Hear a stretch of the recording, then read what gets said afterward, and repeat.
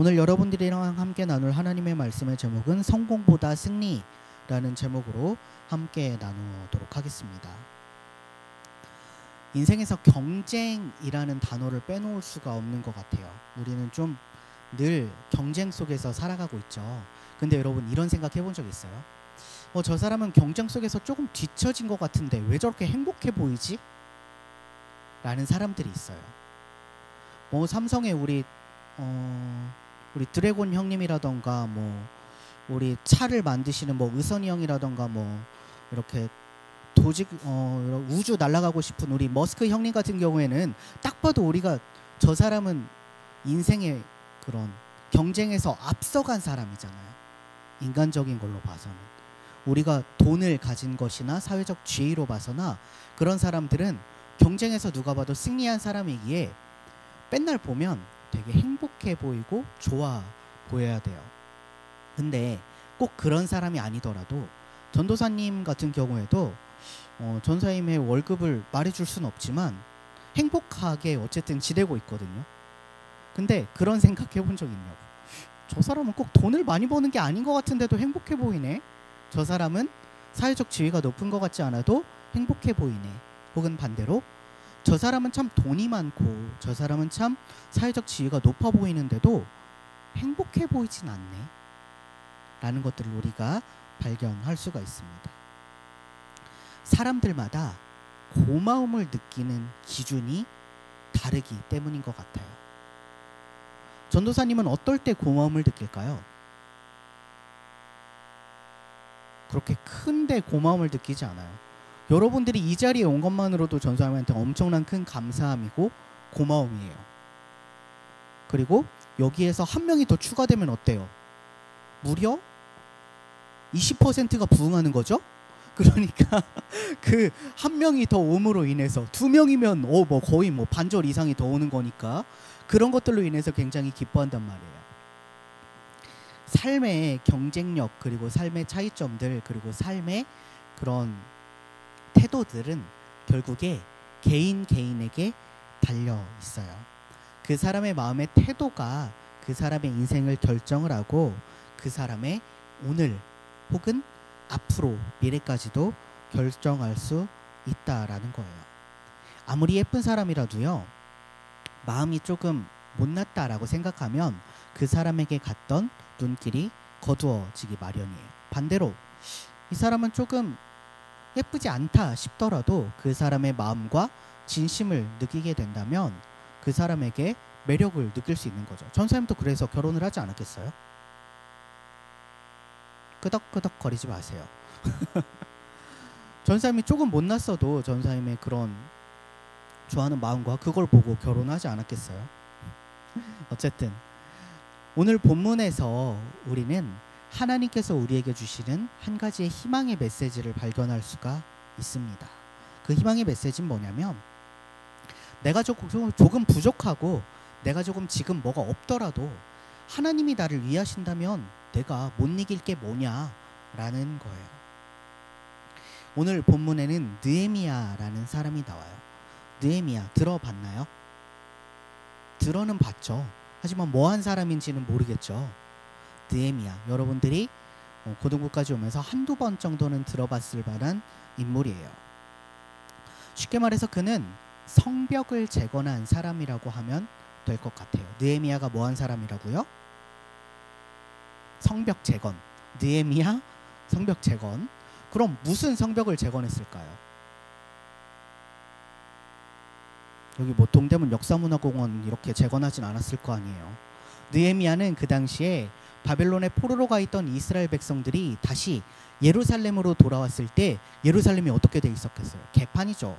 성벽은 다 무너져 있고 성전도 다 무너져 있고 집들은 다 불타 없어져 있고 사람들이 살지 못할 풀 한 포기마저 그런 나지 못할 그 땅에 이 예루살렘의 성벽을 재건했던 사람이에요. 성벽을 재건한다는 건 무슨 뜻이냐면 성전을 재건한다는 건 무슨 뜻이에요? 다시 하나님의 백성으로 우뚝 선다는 것을 의미하죠. 왜냐하면 성전은 예배드릴 곳이 있는 거니까. 우리가 다시 하나님의 백성으로 쓰임을 받을 수 있겠구나, 하나님이 우리를 사랑하는구나, 우리가 하나님께 예배드릴 곳이 생겼구나 라는 게 바로 성전의 의미라면, 성벽은 어떤 의미를 지니고 있냐면 이스라엘은 다시 재건되었다라는 걸 의미해요. 성벽이 있어야 예루살렘의 그런 성이라는 걸 알 수가 있잖아요.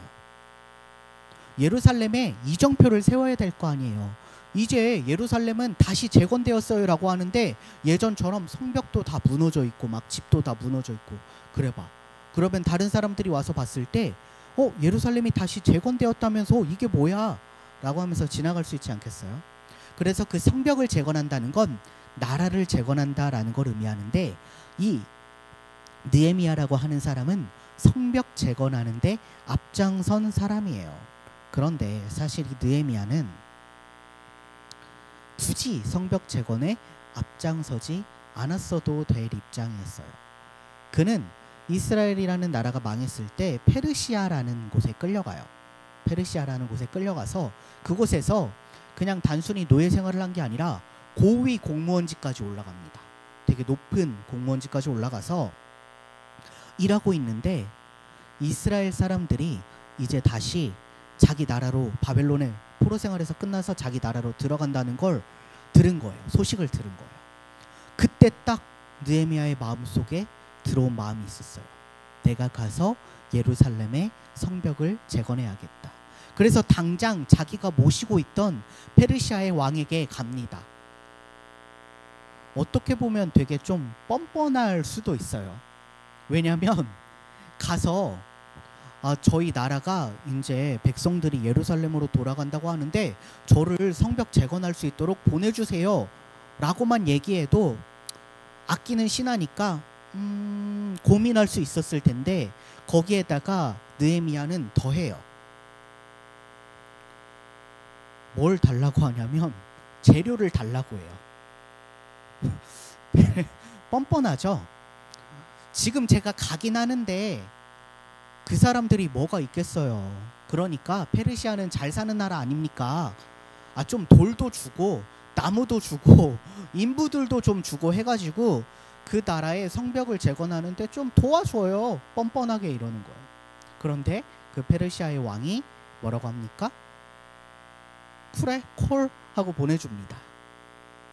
그래서 느헤미야는 이스라엘 백성들과 함께 다시 예루살렘으로 돌아오게 됩니다. 돌아와서 성벽을 재건하는데, 성벽을 재건하면 이스라엘 사람들이 되게 막 기뻐해야 하잖아요. 좋아해야 하잖아요. 아니 사실 자기네들을 안 도와도 되는 사람인데 저 다른 나라에서 페르시아라고 하는 강국에서 고위 공무원직에 있던 사람이 이곳에 와서 자기네들을 도와주는데 성벽을 이렇게 짓고 있다가 방해 세력들까지 생깁니다. 야, 그거 치워서 뭐해? 그만 더 때려쳐! 이러다 보니까 성벽 재건이 사실은 원래 짧은 시간에 끝날 줄 알았는데 굉장히 긴 시간이 걸리게 돼요. 또 그래도 안 되니까 협상을 합니다. 야, 성벽 재건하지 마. 그거 재건해서 뭐 하겠어. 그래도 안 되니까 이번에는 또 뭐 합니까? 얘가 이거 해가지고 페르시아 왕 배반하려고 한다라는 음모까지 퍼뜨려요.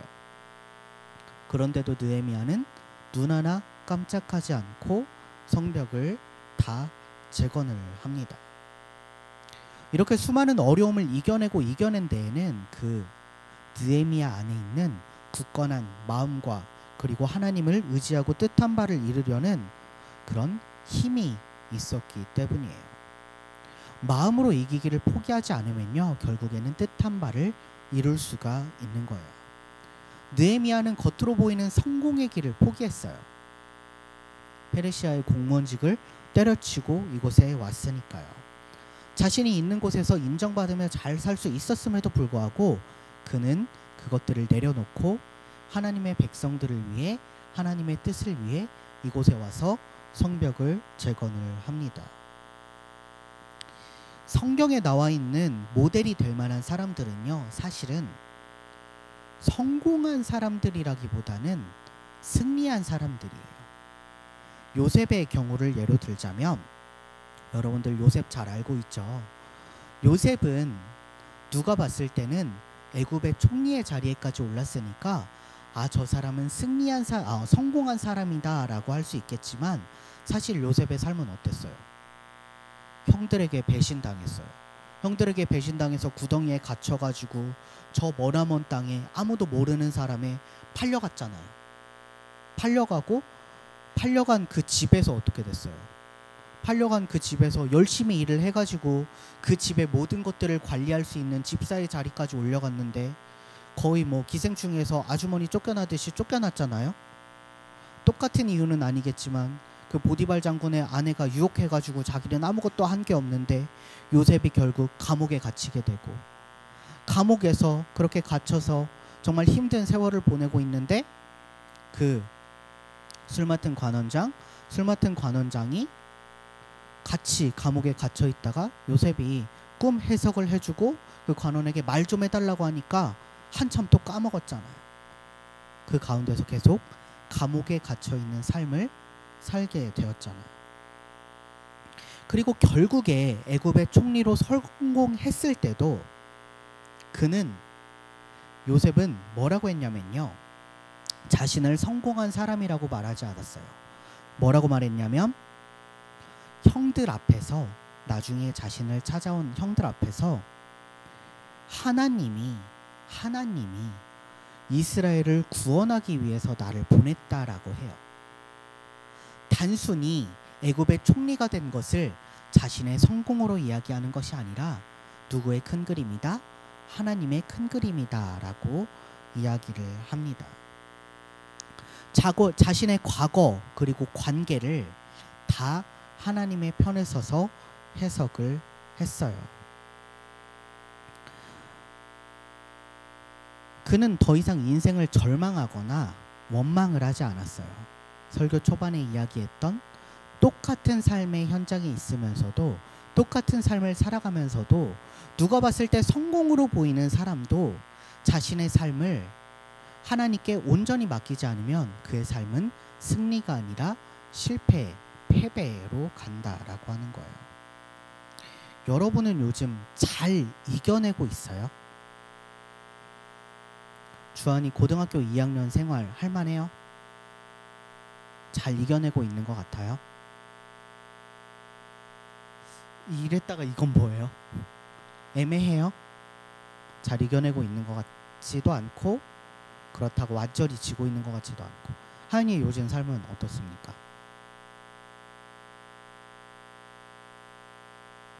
끄덕끄덕의 삶인가요? 여러분의 삶의 어려움들을 잘 이겨내고 있는 것 같아요? 어떻게 이겨나갈 수 있을까요? 제가 요즘 다이어트를 하고 있는데 일주일에 4번 정도 이제 헬스장을 가고 그중에 2번 정도 PT를 해요. PT를 하면 선생님이 원망스러웠던 적이 한두 번이 아니에요. 거의 갈 때마다 원망스러워요. 뭐냐면, 난 지금 힘들어서 죽을 것 같은데 할 수 있대요. 거의 긍정의 왕이에요. 긍정 전도사님이에요.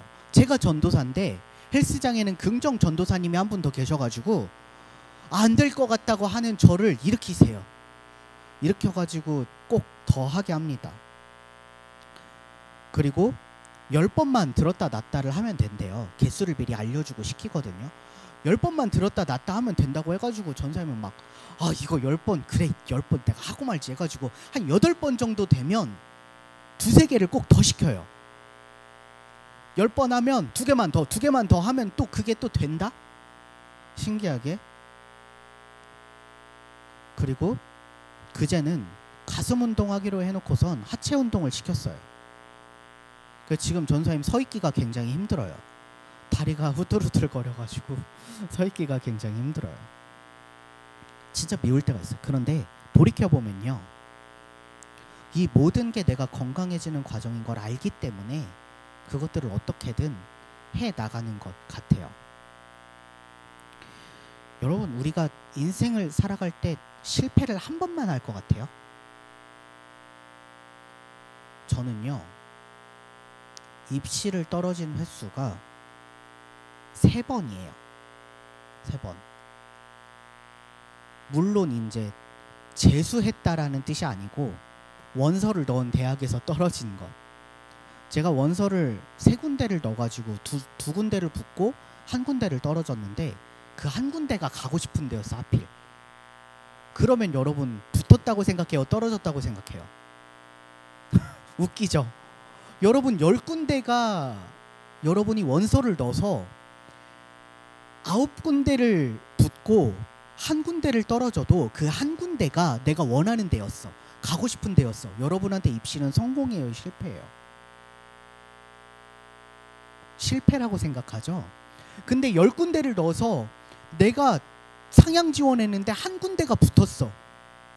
어떻게 그런 타이밍도 기가 막히게 맞아가지고 그때 9군데가 떨어졌어. 여러분한테 그 입시는 실패예요, 성공이에요? 성공이라고 생각하죠. 웃겨요, 이게. 근데 여러분들 3군데 넣어서 3군데 다 떨어진들 여러분들의 인생이 실패는 아니잖아요. 3군데 넣어서 3군데를 다 붙은들 여러분들의 인생은 성공이 아니라고요. 그건요, 하나님께서 성경을 통해 이야기해 주신 것도 있지만 저기 뒤에 계시는 우리 부감님, 어지령 부감님께서 제일 잘할 거예요. 입시를 성공한다고 해서 인생에 성공하는 게 아니란 걸 여러분들은 생각보다 잘 알고 있지만 생각보다 많이 휘둘리기도 해요. 인생은 꼭 입시뿐만이 아니라 실패할 때가 얼마나 많은데. 사랑에 실패하는 적 많죠? 사랑에 실패한 적 얼마나 많습니까? 그쵸? 성준쌤 어떻게 생각해요? 네? 아니 다른 데 보지 말고 그쵸? 실패가 있으면 성공도 있어요. 저도 마찬가지예요. 결혼이라는 성공을 하게 됐지만 그 전에는 적절한 실패가 있었어요. 수많은이라고 하면 안 될 것 같아가지고 적절한 실패가 있었어요. 하나님께서는 이런 실패와 성공의 사이클을 여러분들 인생 가운데 계속 돌려주세요. 하지만 우리는 내 인생의 실패를 너무나 크게 봐서 가까이 오는 그 성공의 사이클을 바라보지 못해요. 예수님은요, 영원한 가치를 우리에게 부여하셨어요. 우리는 실패를 하면 우리가 쓸모없는 사람이라고 생각을 하지만 놀라운 사실은 여러분이 10번을 실패하든 100번을 실패하든 1000번을 실패하든 여러분들의 인생의 성공과 실패와 상관없이 여러분들은 가치 있는 존재이고 이미 승리한 존재라는 거예요. 예수님은 우리에게 가치를 부여하시고 우리의 인생을 사랑하시면서 기다리시는 분입니다. 예수님은 우리가 공의로울 때도 기다리시고요. 가끔 불의할 때도 기다리세요. 제가 전에 말씀을 드렸죠. 참 어려운 문제인데 여러분들의 신앙에 있어서 이거는 더 이상 다른 데서도 궁금해하지 않았으면 좋겠어요. 저한테 들었다면. 저 범죄자도 천국에 갈 수 있냐라는 문제. 우리가 인간적으로 봤을 때 저 쓰레기도 천국에 갈 수 있나요? 쓰레기 말하라는 말은 취소할게요. 저 휴먼 가비지도 천국에 갈 수 있나요? 저 휴먼 트래쉬도 천국에 갈 수 있나요? 그건 우리가 판단할 수 있는 문제가 아니에요. 근데 예수님의 말씀을 따르자면 갈 수 있어요. 그 사람이 믿는 게 저였다면 저는 죽방을 한 대 날리고 끝났겠지만 그 사람이 믿는 게 진짜 십자가에 달리신 예수 그리스도라면 갈 수 있어요. 근데 우리는 누굴 믿고 있어요? 예수 그리스도를 믿고 있잖아요. 하물며 여러분들이 TV에 나오는 범죄자들보다 그리고 여러분들 주변에 보는 나쁜 사람들보다 정말 천배 만배 제 눈앞에서는 뭐 거의 티 하나 없는 백지장과도 같은 여러분들이 인생의 조그만의 실패를 가지고 엎드려지고 무너지고 하나님 앞에 전 안 될 거예요. 저는 구원받을 자격이 없어요. 근데 여러분, 그 자격을 누가 부여하는 겁니까? 그 자격을 이미 여러분들한테 부여한 다음에 예수님께서는 하등 아무것도 묻지 않으셨는데 우리가 왜 우리 죄를 가지고 예수님 앞에서 멀어지는 거예요? 하나님이 우리의 삶을 돕는다는 것, 그리고 그것을 아는 것, 그것을 통해서 여러분들의 인생은 성공과 실패에 열연하는 것이 아니라 죄로부터의 승리, 그리고 예수님께서 주시는 승리를 구하는 삶이 될 거라고 믿어요. 그리고 그것을 믿고 그 믿음을 세상 가운데서 보이는 것, 이것이 우리의 승리의 비결입니다. 느헤미야가 남들이 봤을 때는 조금 미련해 보일 수 있어요. 성경에는 이런 미련한 사람들이 진짜 많이 나와요. 거의 뭐 미련함의 백과사전과 같이, 미련 인물 백과사전과 같이 진짜 많이 나와요. 하지만 그건 어느 기준에 따랐을 때? 세상적인 기준에 따랐을 때. 하나님의 기준으로 따르자면, 예수님의 기준으로 따르자면, 우리 믿는 사람들의 기준으로 따르자면 우리는 느헤미야와 같이 정말 안 될 것 같은데도 하나님의 의지하심을 따라 믿고, 혹은 안 되더라도, 느헤미야 뭐예요? 오래 걸렸다니까요. 계속 실패했다니까요. 성벽을 다 쌓기까지 정말 많은 어려움이 있었어요. 그럼에도 불구하고 누굴 믿고? 하나님을 믿고. 오늘 본문 말씀을 마지막으로 같이 읽고 말씀을 마무리하도록 하겠습니다. 20절 말씀이에요. 시작. 내가 그들에게 대답하여 이르되 하늘의 하나님이 우리를 형통하게 하시리니 그의 종들인 우리가 일어나 건축하려니와 오직 너희에게는 죄송해요. 20절을 읽었네요. 미안합니다. 18절 다시 한번 읽을게요.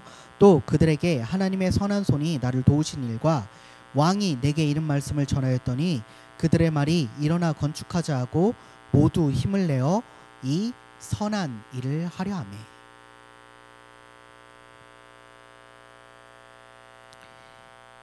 이게 어떤 때 이야기한 거냐면,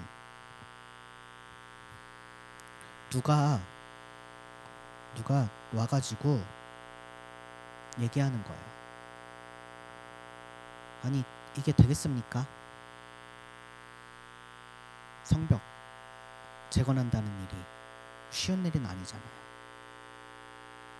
그리고 바벨론에서 이스라엘로 온 백성들이 총 몇 번에 걸쳐 왔다고 했죠? 총 3번에 걸쳐 왔다고 했어요. 보통 국룰이 뭡니까? 처음 보내주는 사람은 노약자와 여자, 어린아이들을 먼저 보내주죠. 많이 섞였을 거예요. 근데 오징어 게임처럼 할아버지가 껴있는 거예요. 우리 깐부 할아버지가 껴가지고 같이 하자고, 성벽 재건 같이 하자고. 힘들죠. 어렵죠. 내 주변에 있는 사람들의 여건도, 재료도, 시간도 마땅하지 않은 그런 상황에서 느헤미야는 오늘 누굴 보고 나아가요? 하나님의 선한 손, 하나님의 선한 손을 바라보고 나아갑니다. 그리고 이 말씀을 듣고 이스라엘 백성들이 뭐라고 반응해요?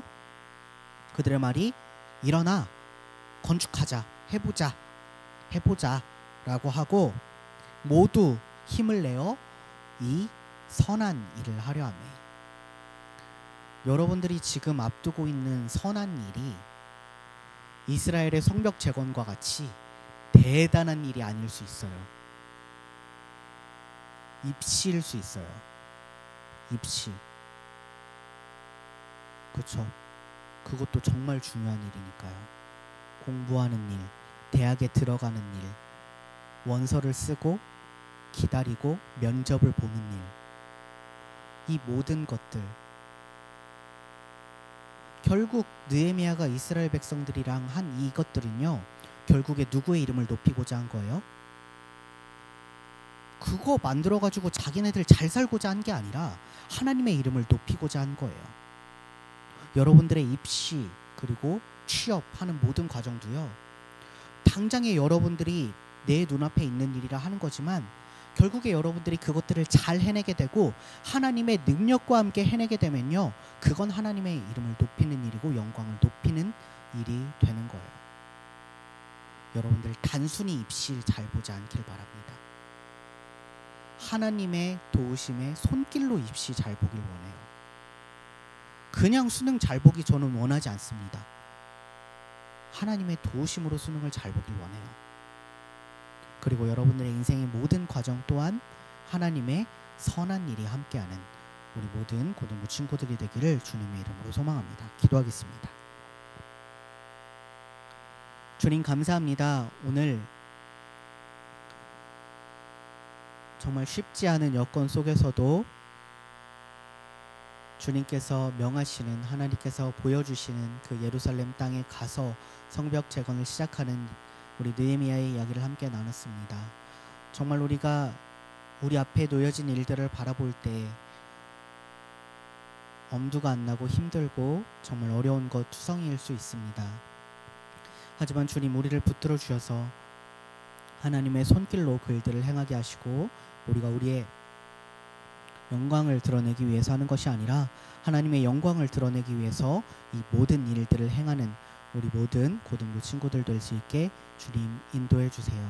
주님, 주님께서 우리를 붙들어 주시면 우리가 못할 것이 없는 줄을 믿고 나아가는 우리 모든 친구들 되게 도와주시고 앞으로 있을 모든 입시의 과정들 그리고 삶의 과정들 또한 주님께서 붙들어 주세요. 예수님의 이름으로 기도드립니다. 아멘.